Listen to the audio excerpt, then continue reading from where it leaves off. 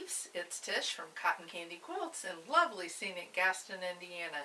And today I'd like to talk a little bit about preparing your quilt top to take to your long armor. Now I realize that most of you probably use a long armor. Not everybody, but a lot of people do. And having a quilt top ready for the long armor is a little bit different than doing it for your home machine where you're just pinning it. Your long armor may provide you with some of the tips and tricks that I'm going to show you, but they may also charge you. So this is how to do your own and get it all ready to go without for the least amount that it can cost you, the most cost effective it can be, and the best your quilt is going to look. It's not a matter of all of the points matching because long arm quilters aren't really going to look at that, but what they need is a nice straight flat quilt. So, and it has to be even all around. So I'm going to take this one that I just finished recently, this small medallion, and I'm going to lay it out and show you how to do this. I'm going to do it just exactly the way you do. This is too big to fit on my board, so I can't lay it out and get a good picture of it, so I'm going to lay it on the floor. So let me lay this out and we'll talk about how to take this step by step and get a good, straight, flat quilt top.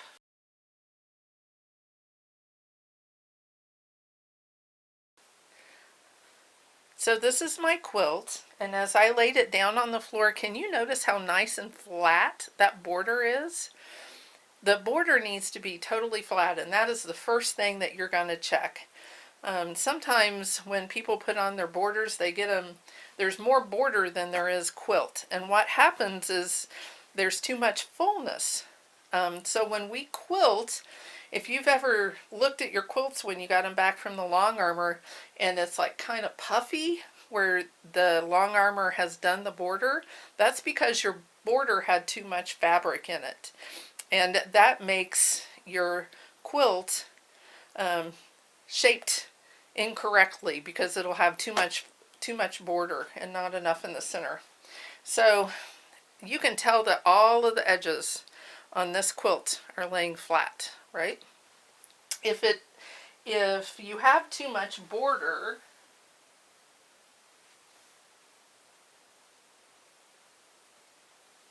what is going to happen is it's going to look sort of like that, where your borders just won't lay straight, and you can straighten all the way around, and you get back and it's still fluffy. That means that you have too much border. So I have a different video on YouTube that shows you how to get nice flat borders, so you can look there and it's going to give you the tricks to getting that nice flat border. So that is number one. That is the first thing that you do.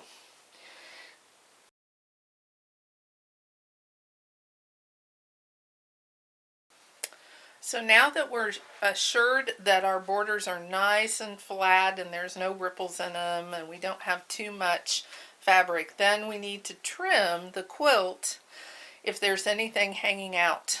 As you notice, when this was on the floor, this was nice and square. There were no pieces hanging out. So I've just taken a piece of fabric and folded it underneath, because sometimes when we sew on, we get a little extra hanging out there. So you would want to trim this off even, and actually I use a square in the corners, which I can take this and turn it this way, to make sure that my quilt is not only trimmed even, but good and square. And that's going to give you good corners when you go to put that binding on at the end.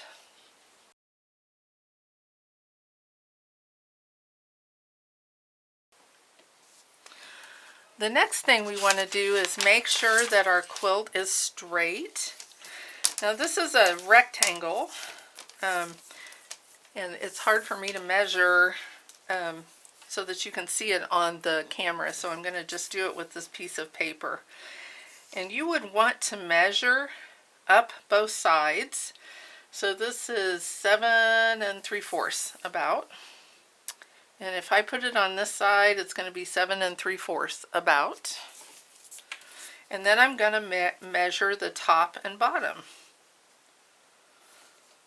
And this is 5 3/8. So it's going to be 5 3/8 at the top. And you're going to do this to every quilt to make sure that you're nice and straight. But that is not the end of it, because look at that. Does that look even to you? It really doesn't, does it? And you know what? This is going to be, the sides will still be the same. So this one measures 8. So when I'm on this side, it's going to measure 8. Look at that. And across the top, it measures 4 3/4. So the bottom is going to measure 4 3/4. So if that is the only thing you've done, it looks like it matches, doesn't it? But it obviously doesn't, because it's slanted to the right. So how can you tell on a big quilt if you have an out of square quilt? And the answer is measure corner to corner, because it will be different if it is out of square. So this is 8 3/8, this direction. But this direction, it is 10. Do you see that? So what do you do if you have a quilt that's out of square like this? If everything measures the same, like this side and this side and this side and this side, then it's probably constructed correctly, but it's just pulled. So I would dampen it all over and pull it into square and press it and block it, maybe with pins if you need to get it back into square, because when we put this onto the machine, it's just going to wrinkle up on the sides. It's not going to lay flat.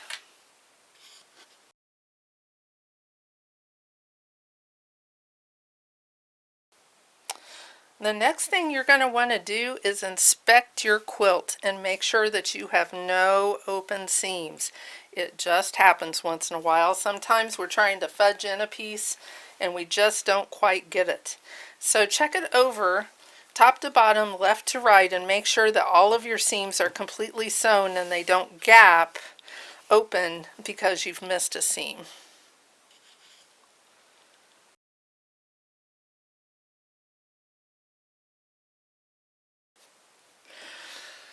Okay, so now we know that our quilt is square and our borders are attached correctly, and we have no pieces hanging out in any direction.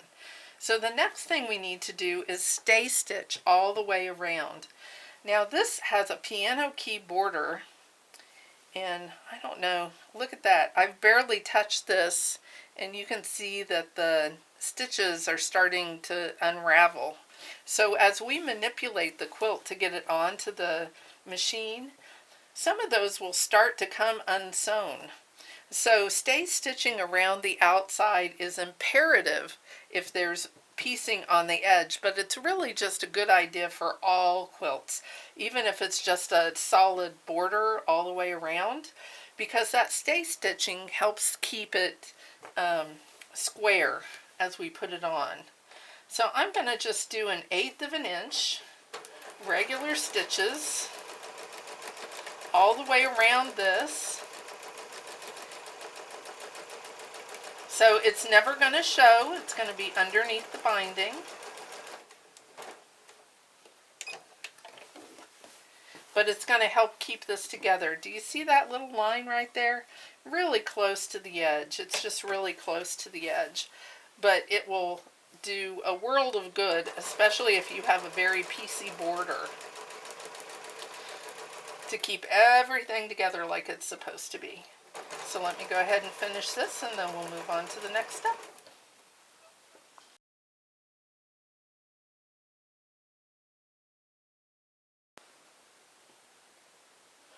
Okay, quilt peeps, now that we have a square quilt with flat borders and all of the edges trimmed square, we're going to press it twice. This is your last chance for getting any of those weird, not pressed well seams to lay down. So you can do this one of two ways.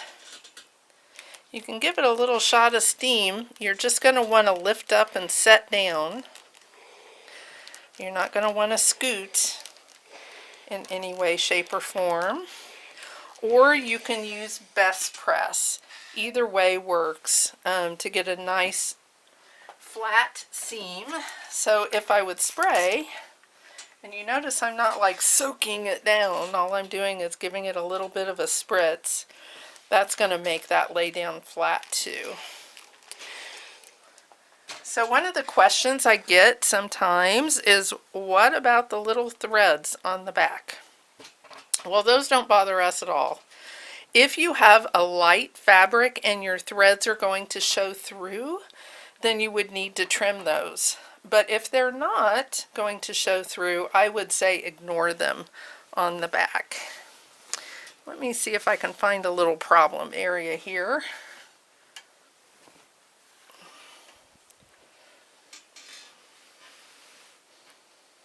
I had one and it ran away. Isn't that like normal?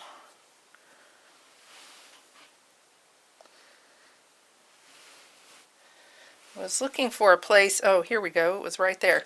Do you see how this seam is this way, sewn in that way, and then it's this way on the other end? Well, that leaves a little lump, and we'd like to get rid of that lump.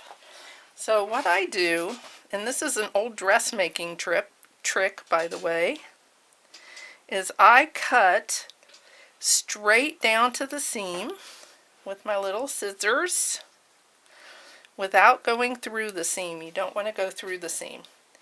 Then I'm going to split that seam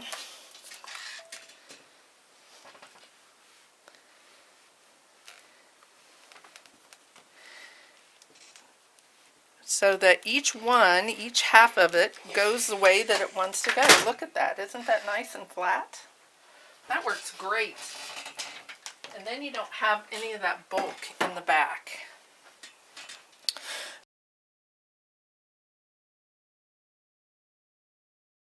So once you get your quilt all pressed down from the back, you're going to turn it over and press from the front.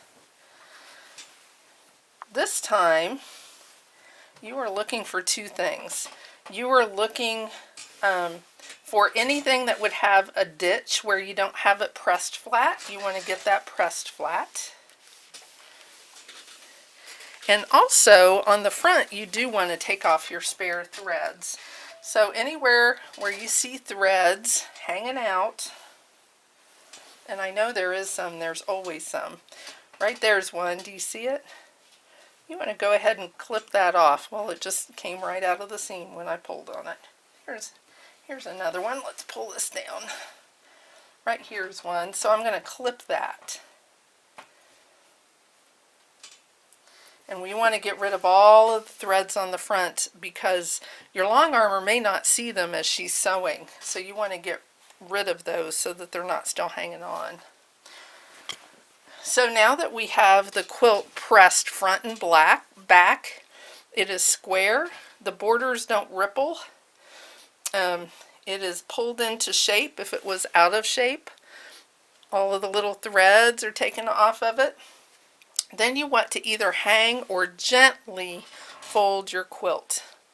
Make sure when you put it in a bag that you put in your name and address and phone number. Just in case weird stuff happens, you want to make sure your long armor gets your quilt back to you instead of somebody else. And that's it for the front. You want to check out our videos on how to make a back for your quilt. Your quilt back needs to be 5 inches all around bigger or 10 inches total, and the easiest way is to add 10 inches to length and width, and that gives you 5 inches all around. I hope this has helped you get your quilt together for long arming, and I look forward to seeing you soon at the Cotton Candy Quilt Studio.